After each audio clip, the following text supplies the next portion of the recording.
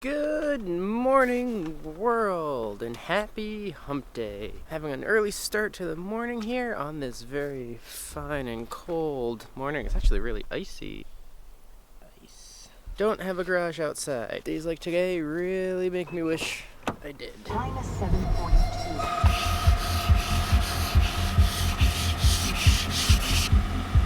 That's the worst sound in the morning. Scrape, scrape, scrape, scrape. It is an early start to my day, heading into work a bit early because I have a meeting right away. I hate when people schedule meetings first thing. I don't know, it just throws things off when I have to jump into things right away, right into a meeting, and really get into it. That's the plan for today. Today is Wednesday, meaning it is story time. So, I have something planned out pretty good for today, but that will have to wait until later. So, I will see you in 9 hours? 10 hours? 9 hours maybe?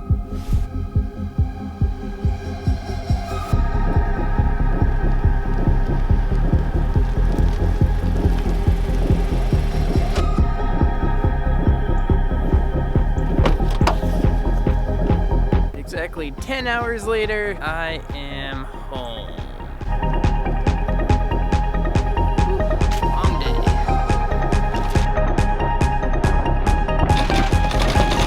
Story time. A little over a year ago, I got together with a group of friends to head down to Philadelphia, Pennsylvania for the weekend. We were just going to hang out, have a good time, catch up, and all of that. And that's exactly what we did. We had a great time. But there's one thing that happened over the course of that weekend that's a bit more dark, and it's something that maybe a lot of people don't always get to experience, and for good reason. I hope this never happens to anyone else. But it did happen to us. Now, Philly is a great place to visit. We had a great time. We went to the Rocky statue, climbed the stairs, raced up the stairs. Here's a clip of it, actually.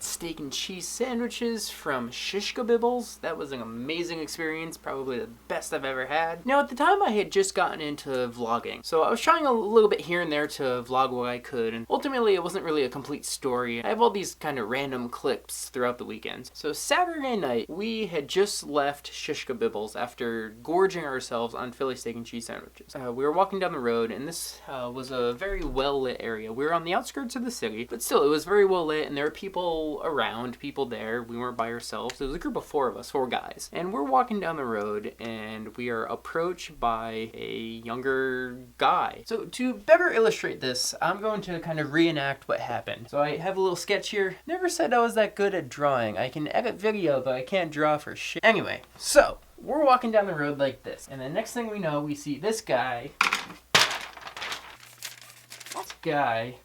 approaching us, walks up to us, starts to talk to us a little bit, and then reaches from underneath his shirt and draws a weapon. See his gun here? Right there. Gun. We start freaking out at this point a little bit. I guess we were silently freaking out. So one of the friends I was with lives in Philly. This friend kind of walks up to the guy and it's just like, hey man, this isn't right. What are you doing? And it's at that point things really got serious. So I'll use my tripod here as, I guess, a gun. This guy here cocks the gun, okay, and then points it at us. So he's pointing this, I guess, loaded gun at us, demanding that we empty our pockets and give him our money. Now, the bright side here is that we live in the 21st century and we're young, so naturally we don't have cash on us. We just have plastic, credit cards and all. So we explain that we don't have any cash on us and that our pockets are empty. So then the guy demands that he sees and checks out our wallets. So we're complying. He's pointing a gun at us. We're not going to say no. We pull out our wallets and we're just like, hey, there's nothing in here. Literally, there's nothing in here. I just have 1,000 won from Korea.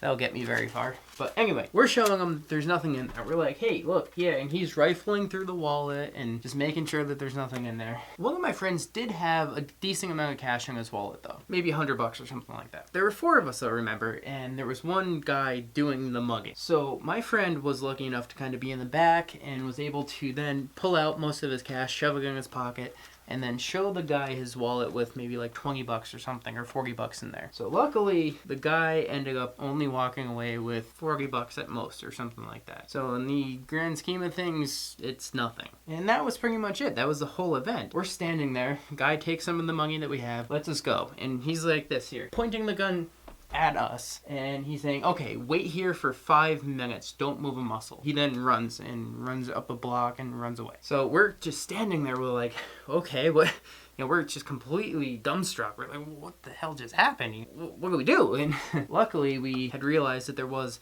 a cop right down the road, 1 block away. There was an officer. So all of this went down while a cop was in the neighborhood. It happened fast. And we gathered our thoughts and then we ran back to the cop and we start explaining what had happened. So the officer was attending a house call and we walk up to him and start explaining what's going on. And we're like, hey, we just got mugged. And the guy was like, oh, all right. And he just shifted priorities like that.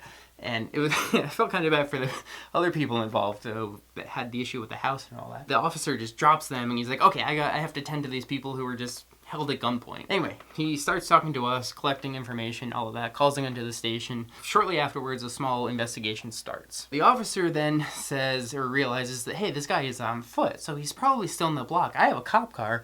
I can go drive around the block and, we can hopefully catch him. 2 of my friends hop in the cop car, go off with the officer and try to find the suspect in the neighborhood. My friend and I stay put. We were actually staying with the other couple who had this house issue and all that, and they were trying to comfort us. And so a little while later, the officer comes back with my 2 friends, and we start regrouping and all that. Over the radio, you start hearing all of these other calls coming about people having the same sort of issue. So people are getting mugged in the same general area within a few blocks. The suspect doing these other things, the other muggings match the same description of about a 6-foot-tall male, black male with a hoodie and jeans on. And then the officer's like, okay, come on, get in the car. We're driving around to all these other locations where there were sightings going on. So then we got a really, really cool tour of Philly from a cop car. Lights blaring, all of that, cars moving out of the way. It was pretty epic. So I have a few shots of that. Take a look.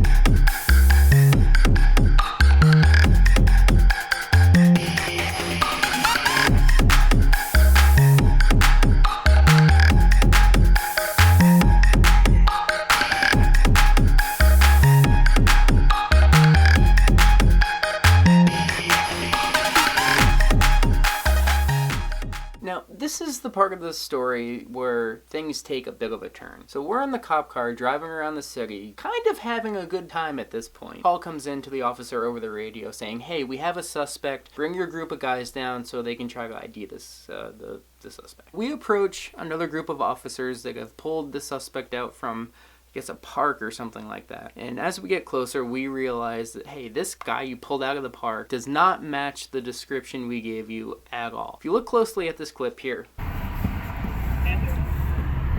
you'll see that the guy is wearing red sweatpants. He just doesn't match the same description. He doesn't have jeans on, he doesn't have a hoodie, he has red sweatpants on. Might be hard to see in this clip, but he's old. He's too old. And the only thing that matches is the color of his skin. So at that point, we realized that this group of officers then racially profiled someone they found in a park, thinking it was a suspect, and then tried to get us to ID the guy. It wasn't him, of course. We said that. Listen closely here. No, definitely It's not him. What? The officer decides that it's time to take us down to the station and we can finish doing the paperwork and all that stuff. So we spent the rest of the night in the police station just giving our story. They interviewed each one of us, all 4 of us, just making sure our stories kind of coincided and all of that. So that was the night I got mugged in Philadelphia with a group of my friends.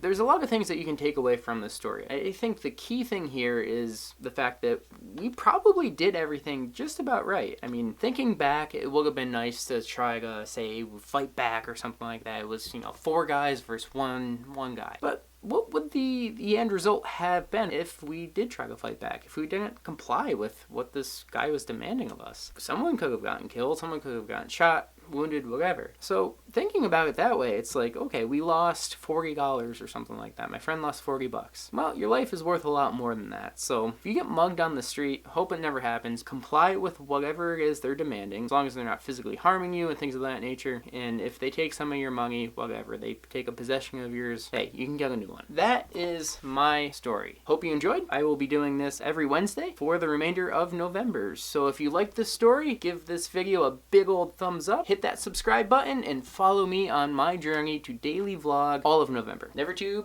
out.